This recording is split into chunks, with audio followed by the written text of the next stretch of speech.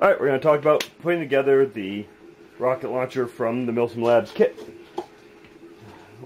Going over stuff again, we have the kit, which comes with our rear bushing, our rear sight, our front sight, our trigger bushing, our firing pin, our trigger, and our drop safety.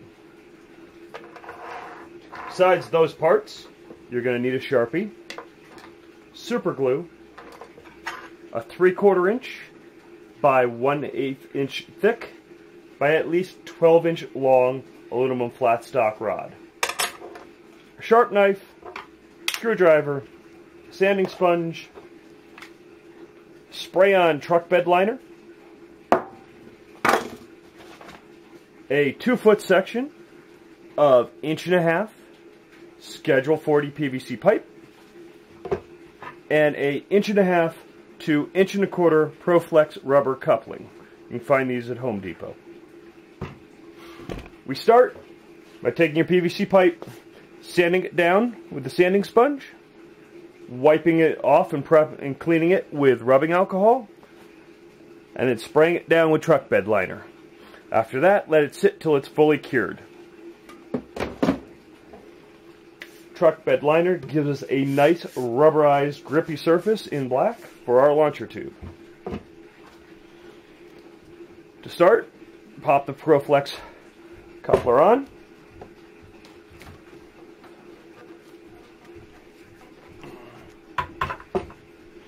And if you have a 40mm shell, stick it in the back, tighten up these connections.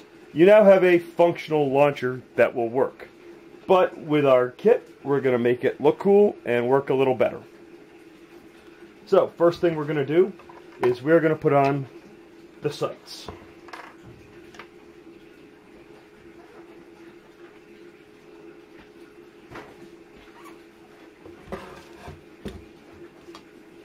I'm going to make 2 marks. That's what you suck to do. Put the camera on.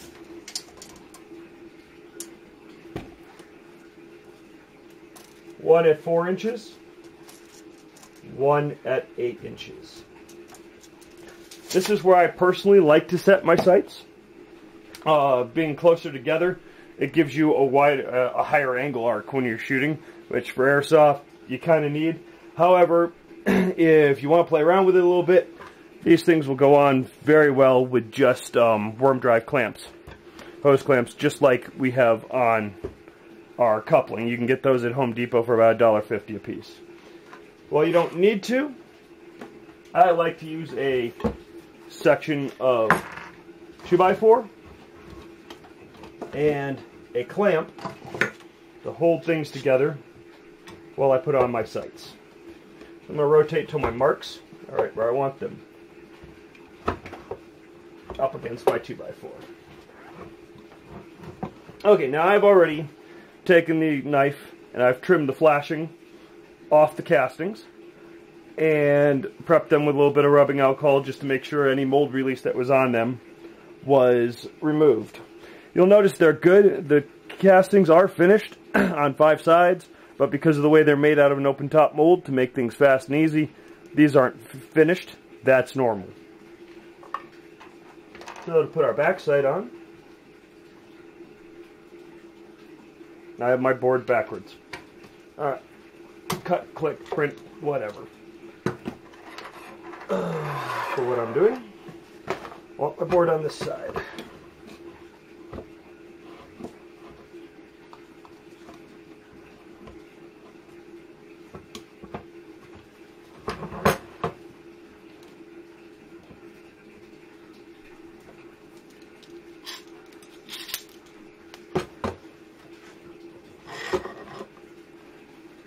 Okay, now that I have that where I want it, you notice I'm wearing gloves so I don't stick my fingers together. I'm going to put a liberal amount of super glue. Whoa, that's way too much. And that's why we're wearing gloves. Onto the casting. I'm going to take the casting and use the 2x4 edge to drop it in nice and square, and then I'm going to push down hard to set the glue. Depending on how much glue you need to put on, you may need to hold it for a little bit. We're going to follow and do the same process for the front sight.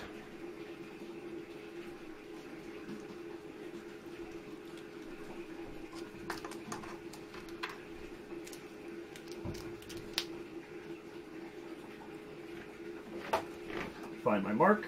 I'm going to line it up on the 2x4, and I'm just going to rotate it into place, nice and square, and then push down hard to set it. Alright, oh, and I have some gloves stuck to it now. That's kind of funny. That's why we're wearing them, I guess. Okay, so that's our front and rear sight on. We can remove it from the block.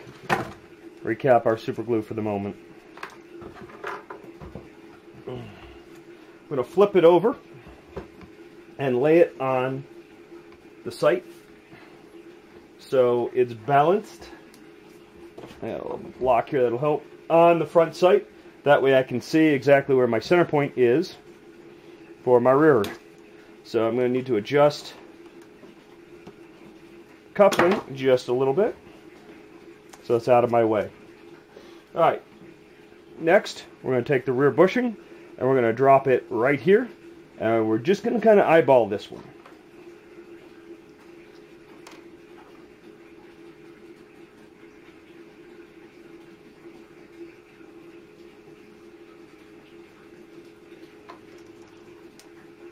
It's important to be careful and make sure you drop it in square. Push down a little bit.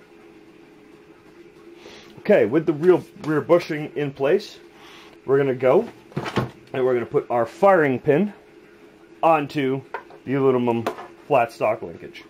You can kind of see it a little bit. I've sanded these edges and wiped them clean with rubbing alcohol as well.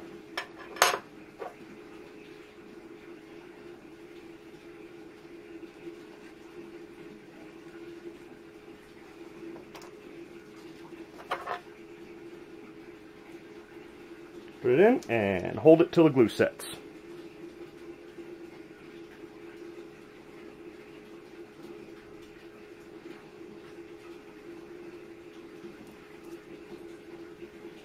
Alright, that's enough for the moment. Then we're going to take the firing pin and the linkage and we're going to thread it through the back bushing.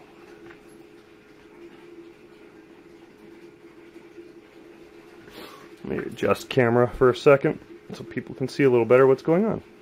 Now that we're at the rear of the launcher. Okay, from here I'm going to take my trigger and I'm going to attach it to the aluminum flat stock.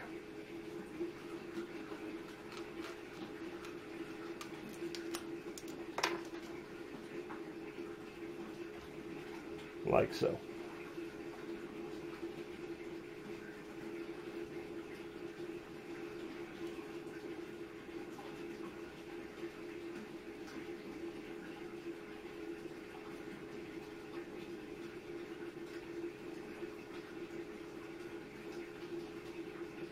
Okay, that should hold it for the moment.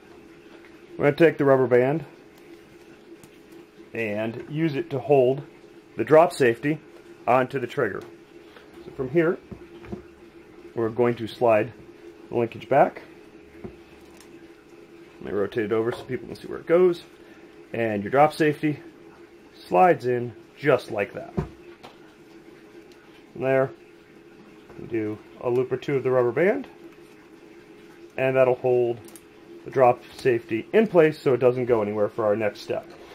We then take it and slide it all the way up till it makes contact with the drop safety on the shell.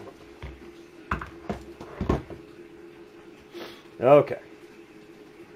From here, we can take our front bushing. We're going to glue it and we're going to slide it about midway. We'll line everything up and we're going to push it down and lock it into place right about there.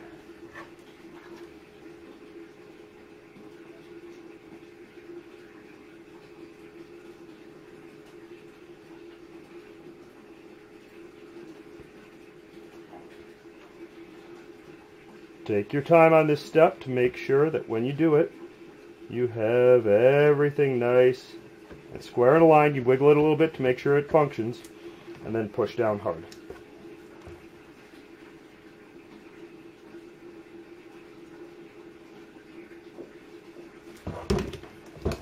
Oops.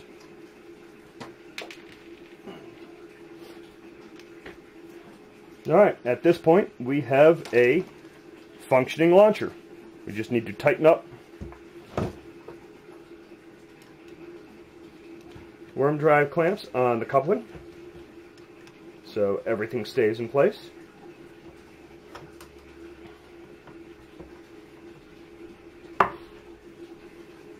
We can slide our firing assembly all the way out. To gas the shell, one thing I didn't mention is we want to rotate the shell so that the fill hole is over here and helps clear this. But it's something we can easily adjust. From there, you can gas up your shell, remove the drop safety, falls right off. We should drill a hole in this and use a piece of parachute cord and attach to the rear worm drive clamp so you don't lose it.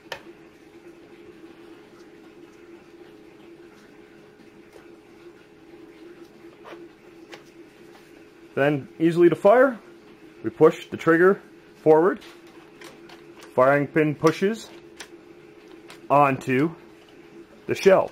Once it fires, these shells often need to be pushed and reset. We've left this firing pin long enough that you can reset the shell by just doing that. Now we can see it's reset and ready to go. If you guys have any questions, feel free to hit us up at milsimlabs.com.